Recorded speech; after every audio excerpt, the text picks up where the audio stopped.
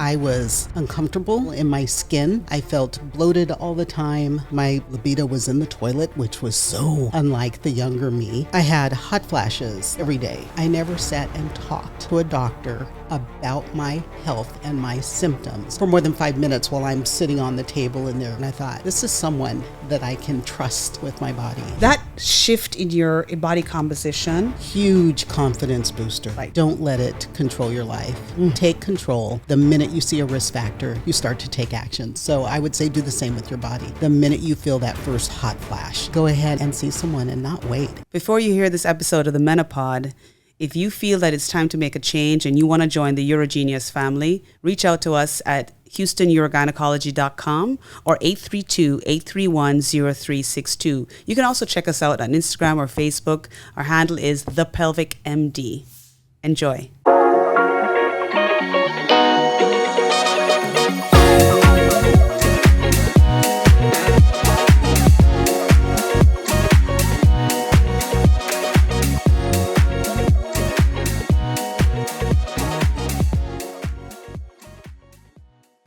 Welcome to the Menopause. This is a podcast specifically for women who are going through menopause who refuse to pause. And here we are with one of my favorite patients, Dr. Almitra Berry Jones. I'll start off saying I love you. Oh. And I am so excited and honored and appreciative to have you here. I felt it was absolutely necessary when doing this pod to hear your story. You've been open, you're so articulate and so smart. And I think there's so much that we can glean from this journey that you've gone through. And I've been honored to be on the journey with you. So let's start at the very beginning. There are two things that we need to address. The number one symptom that was improved, which you're going to tell us about. But the other thing is I've watched this woman completely go through complete metamorphosis. Like, she is a completely different person than I met 6-7 years ago. Yeah, it's been a minute. It's just gorgeous. And I'm gonna let her take it away in terms of your journey. Now, how did you even get to the point where you were ready to seek help? Misery. There's one word, absolute misery. Mm-hmm. I was uncomfortable uncomfortable in my skin. Mm-hmm. I felt bloated all the time. My libido was in the toilet, which was so unlike the younger me. Mm-hmm. I had hot flashes like every day, every night. Wake up in the middle of the night, sheets soak. I'll put it mildly irritable from time to time. There's another word I could use, but I'm not sure what this is rated. So, well, we're going to talk about libido. I was an absolute bitch from time to time. And that just was so not like me.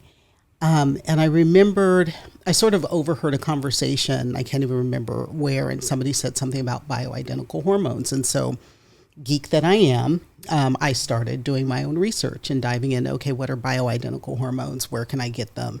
What will they do? Pros, cons, reading the medical literature. And I'm not a medical doctor. Mm-hmm. I know you said Dr. Wimpy. I am not a medical doctor. But I thought, what the hell? I mean, nothing else has worked and I'm not happy. So I started looking at providers, and honestly, the fact that you were A, female, and then B, Jamaican. Oh, see? That helped. That's it? There's a story behind that. Uh-huh. But I just thought, let me go talk to her. That's awesome. And that's where we started, 6-7 years ago. Mm-hmm. But we had a discussion on an airplane with somebody. No airplane.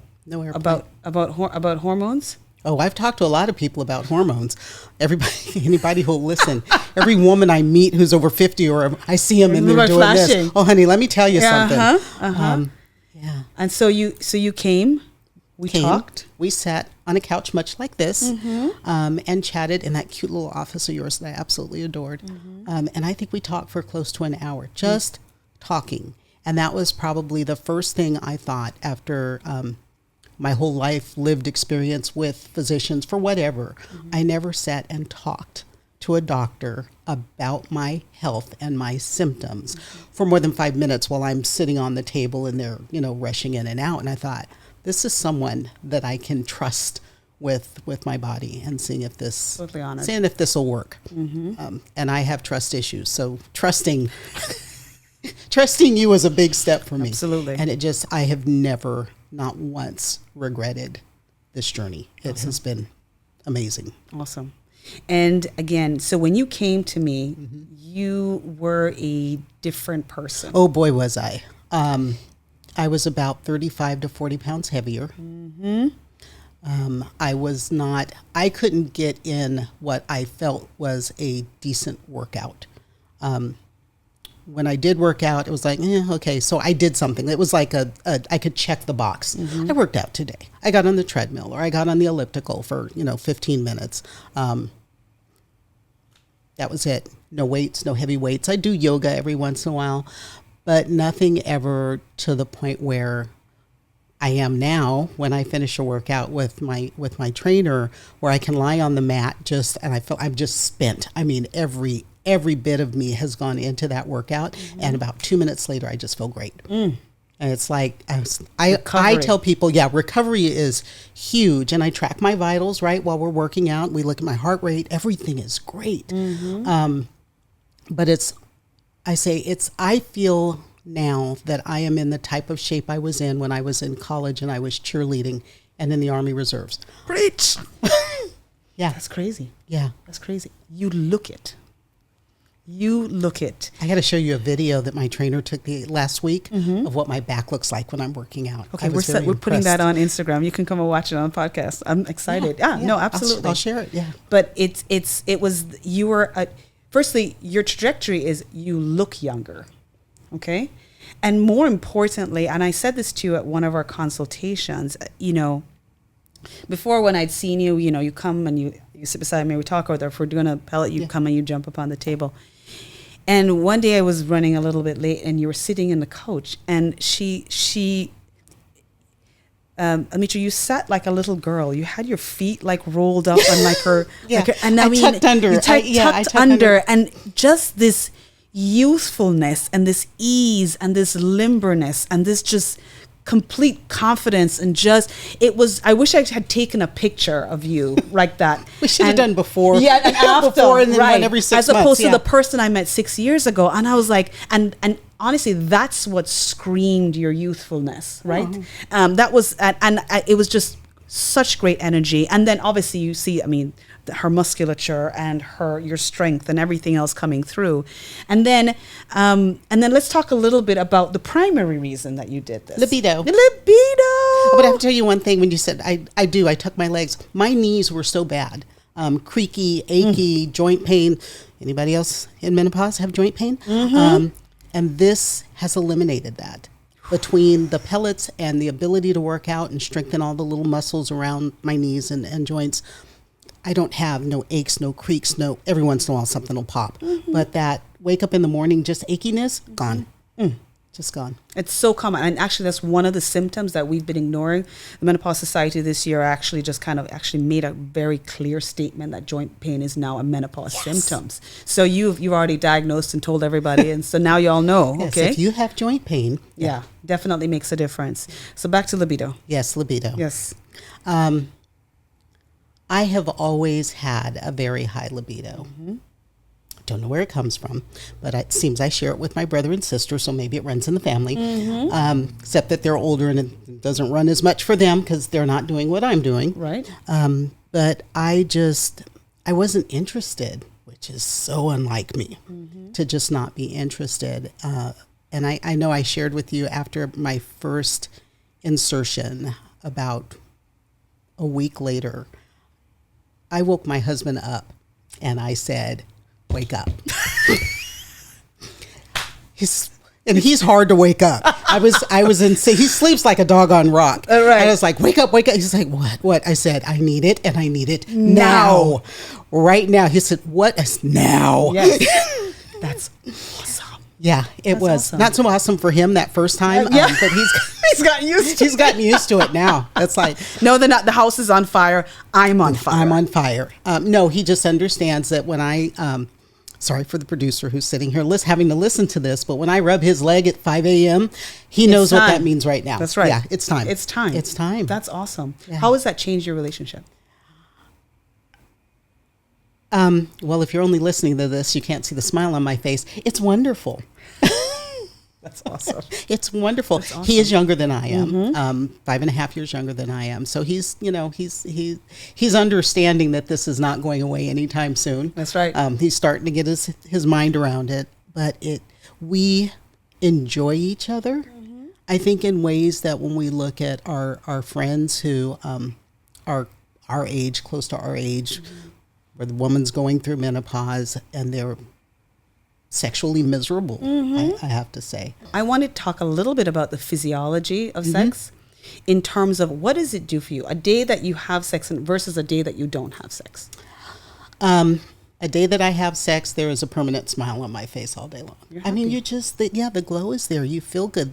That I guess from a physiological, the energy, the hormones that are released, all of that, you just feel good. A little spring in your step, maybe a little bit more. When I was younger, I didn't understand how the old folks would say, we know what you've been doing. Right? Now we know how they know what we've been doing.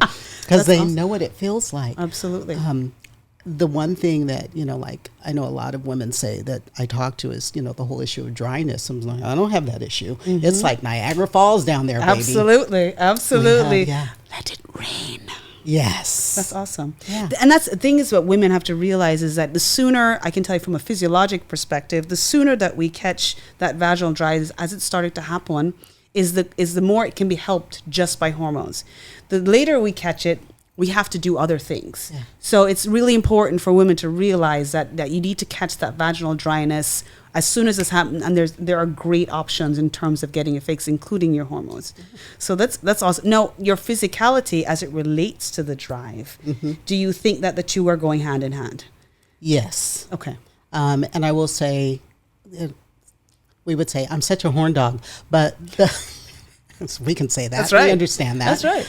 But the more, it's like this feedback loop, right? So the better I felt with my hormones were balanced, I wasn't irritable, I had the mental space and the physical desire to have sex, the better the sex got. Right. And then I was able to work out more. And the more I worked out, especially doing some pelvic work, really it's to work on my glutes, but that's also working all those pelvic muscles, and the stronger those suckers are, the better the sex is. So it's like, and then you want to work out some more because you're seeing the connection between the two. So it's like, it was almost like once I got everything sort of in motion, and the pellets, the dosage was right, and it just, it almost like it just continued to spiral, and I just feel better all the time. I know now that I look better because I can look at my 7 years ago what I looked like in a bathing suit versus now where I can rock a bikini and I have something that's close to a 6-pack of abs. That's now. right.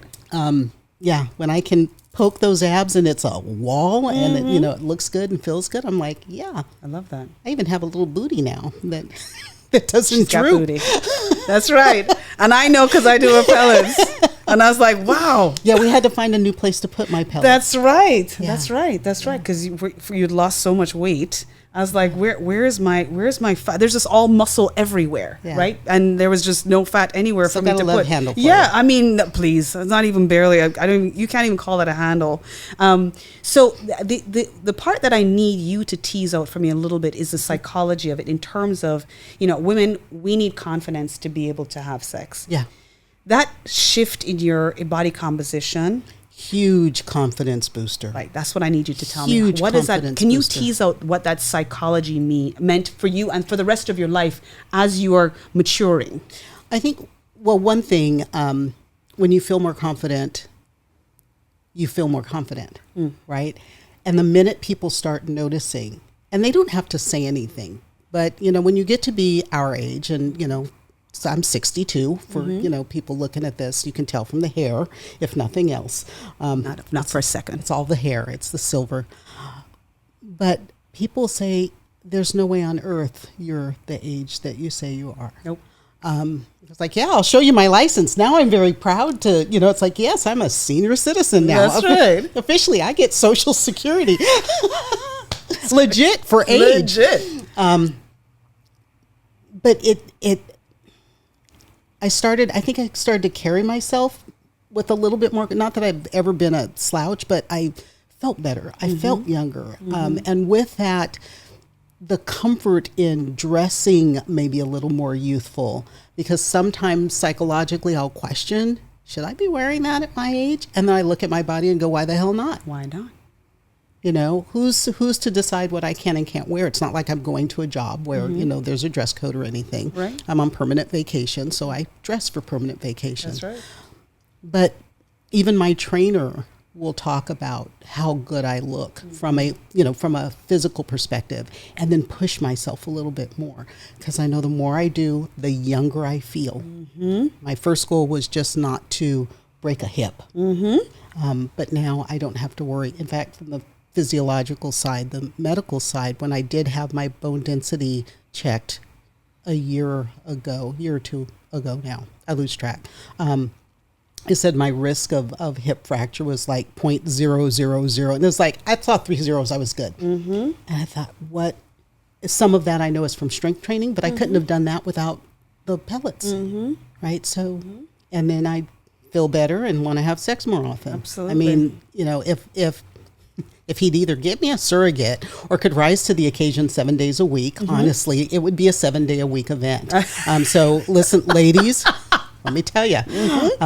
And if he won't come in and get his own pellets, like my husband won't, there's this thing called Hims or Row or Blue Chew or whatever you got. Whatever you want. Yeah, whatever you want. But you're going to want to have sex, and you're going to enjoy it like you did when you were in college or in your 20s. It's awesome. It's amazing to see sort of an upturn in the curve. You know, if we had to put sex on a bell curve over life, it would be starting to go downhill. It's just going to take another curve and come right back up. So when you talk about what would you say to that woman who is now entering the menopause? She's feeling she's feeling the way you felt 6-7 years ago. What do you have to say to her? I say, don't let it control your life. Take control. Preach. I'm by trade an interventionist for education, K-12. And the one thing that we say to every teacher is intervene early. You don't wait until kids cannot read before you do something about it. The minute you see a risk factor, you start to take action. So I would say do the same with your body. The minute you feel that first hot flash, the minute your kids lock you in your office because you've turned into an absolute bitch at 35, go see. Take it as a sign. Take that as a sign. There is something to it. Go ahead and see someone and not wait. And in terms of the woman who has hung up her shoes at 45 or 50 and said, listen, the sex is done. Oh, no, honey, it's not. And if you don't have a man to take care of that, there are all sorts of other devices you can purchase. But do not put your sex on pause. Do not think that just because you've hit menopause that you have to stop, that sex won't be what it was once before, because honey, it can. And it might be better than it ever was before, you know, because you don't have, with menopause, you don't have the concern about getting pregnant. Right. You know, so that psychological burden is so important. Gone. Oh, I'm so glad you said that. It's so important. Like, it's just really about 100% about pleasure. Satisfying yourself. That's right.